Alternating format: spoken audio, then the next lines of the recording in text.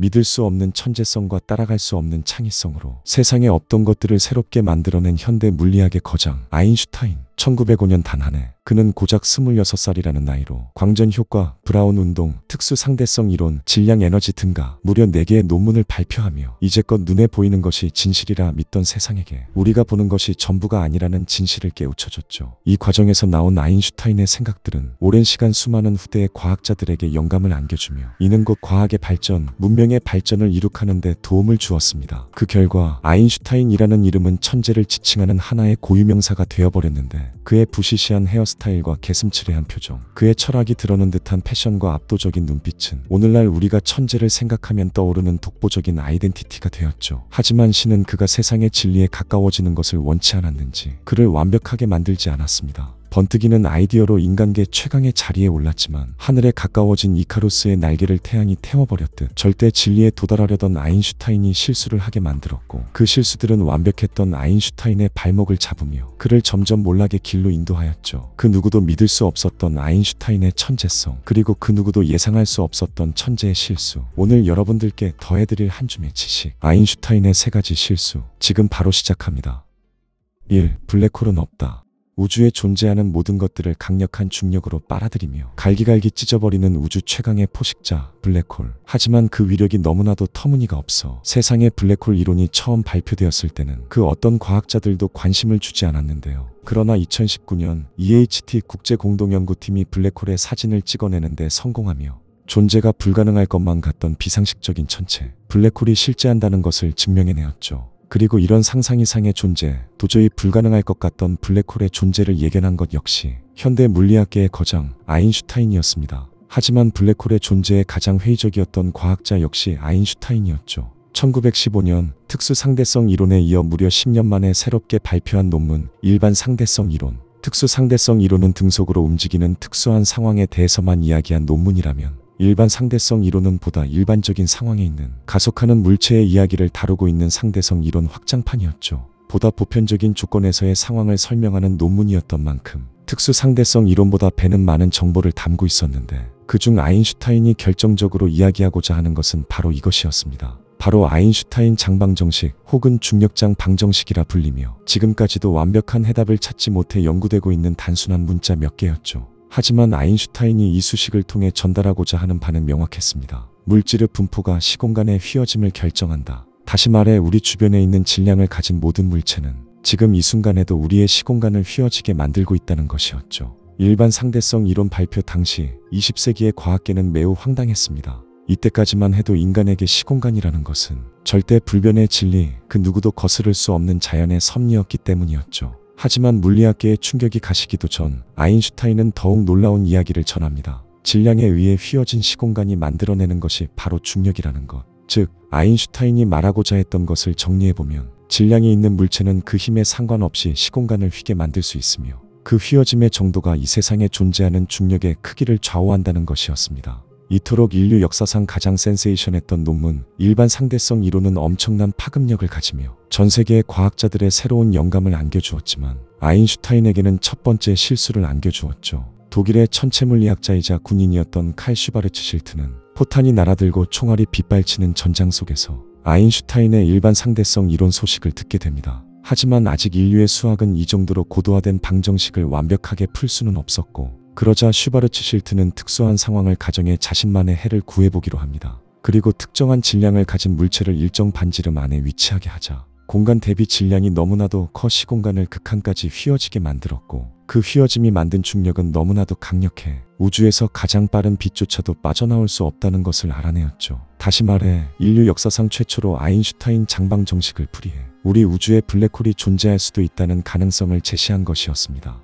이는 모든 과학자들에게 극찬을 받아 마땅한 놀라운 이론이었지만 아쉽게도 당시 학계에서는 그다지 큰 주목을 받지는 못하였는데 우주의 모든 것을 빨아들이며 빛조차도 탈출할 수 없는 천체라니 블랙홀이라는 존재는 한낱 인간이 받아들이기엔 너무나도 무시무시한 개념이었습니다. 이 생각은 천재의 아이콘 아인슈타인 역시 마찬가지였습니다. 그는 자신의 일반 상대성 이론을 연구한 슈바르츠 실트를 칭찬하긴 했으나 그 해답에 대해서는 그 어떠한 인정도 해주지 않았죠. 심지어 1939년에는 그의 생각을 부정하기 위해 중력이 아무리 강해도 물질은 붕괴하지 않고 회전이나 압력 등으로 버틴다는 논문까지 발표하며 블랙홀은 이 세상에 존재할 수 없다고 주장하였습니다. 당대 최고의 슈퍼스타 아인슈타인이 블랙홀의 존재를 부정하자 자연스레 다른 과학자들도 그의 의견에 동조하기 시작했고, 그렇게 블랙홀의 존재 가능성은 오랜 기간 동안 외면받으며 그저 수많은 잘못된 이론 중 하나로 잊혀지는 듯했습니다. 하지만 1932년 생각지도 못한 곳에서 블랙홀의 존재를 예견하기 시작하는데요. 당시 벨의 전화실험실에서 일하던 칼 젠스키는 국제전화에 끼어드는 잡음 문제를 해결하려 노력하고 있었습니다. 처음에는 천둥이나 번개 등 기상현상으로 잡음이 발생한다 생각했지만 이상하게 화창한 날씨에도 이 잡음은 사라질 기미를 보이지 않았죠. 그렇게 다양한 변수를 제거하며 마침내 잡음의 근원지에 도착하게 되는데, 놀랍게도 그 시작점은 바로 수만 광년 이상 떨어져 있는 우리 은하의 중심이었습니다. 하지만 그보다 더욱 놀라운 것은 따로 있었는데, 이 정도로 지구의 전파에 직접적으로 영향을 주기 위해서는 태양보다 수백만 배 밝고 수백만 배 무거운 천체가 존재해야 한다는 것이었죠. 다시 말해 우리 은하 중심에는 말도 안 되는 질량을 가진 천체가 존재해야만 한다는 것이었고, 그 존재가 바로 아인슈타인이 그토록 부정했던 블랙홀이었습니다. 그리고 2019년 지구로부터 5600만 광년 떨어져 있는 M87 블랙홀을 관측하는 데 성공하며 100년 전 일반 상대성 이론이 예측했었던 블랙홀이 마침내 입증되고 말았습니다. 또 그와 동시에 블랙홀은 물리적 현실에서 절대 존재할 수 없다는 아인슈타인의 실수를 꾸짖는 순간이었죠. 아인슈타인은 말년에 이르기까지도 블랙홀의 존재를 직접적으로 인정한 적은 없다고 합니다. 만약 그가 현재까지 생존의 블랙홀의 관측 순간을 지켜봤다면 과연 어떤 말을 했을까요?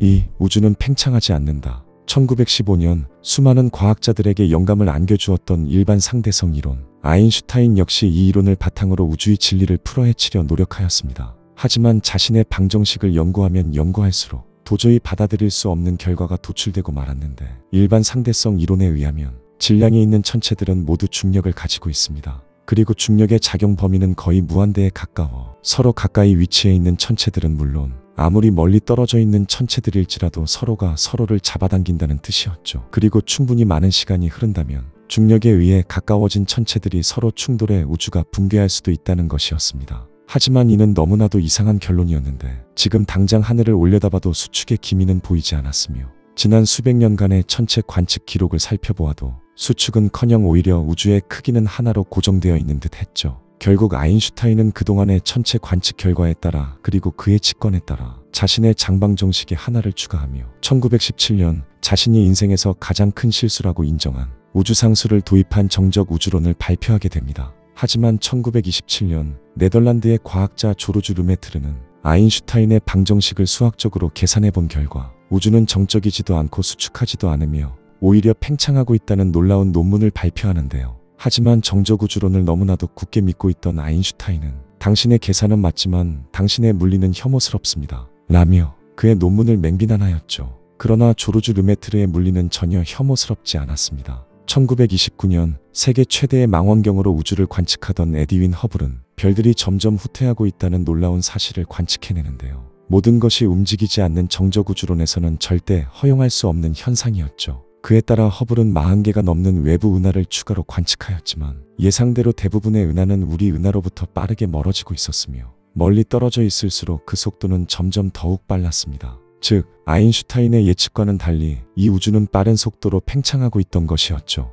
이에 크게 당황한 아인슈타인은 재빨리 우주상수를 없애버리며 우주상수의 도입은 자신의 인생사 중 가장 큰 실수였다고 고백하였습니다. 그런데 1998년 그의 실수가 사실은 실수가 아니었다는 충격적인 관측 결과가 발표되는데요. 허블의 발견 이후 우주를 바라보는 시각은 정적 우주론에서 우주 팽창설로 변화하였습니다. 빅뱅으로 인해 우주는 폭발적으로 팽창하였고 그 관성으로 인해 아직까지도 팽창하고 있다고 믿었죠. 그리고 여기에 중력을 고려할 경우 우주의 밀도에 따라 팽창이 멈추거나 속도가 감소할 거라 생각되었죠. 하지만 관측 결과 우주의 팽창 속도가 감소하기는커녕 지금 이 시간에도 그 속도는 점점 빨라지고 있다는 것이었습니다. 이는 다시 말해 천체들이 만들어낸 중력을 상쇄할 또 다른 미지의 힘이 필요하다는 것이었고, 과학자들은 정체를 알 수 없는 이 에너지에 암흑에너지라는 이름을 붙이게 되죠. 그런데 우주를 팽창시키는 알 수 없는 암흑에너지와 비슷한 것이 있었으니 그것은 바로 아인슈타인이 철회했었던 중력에 반대되는 힘,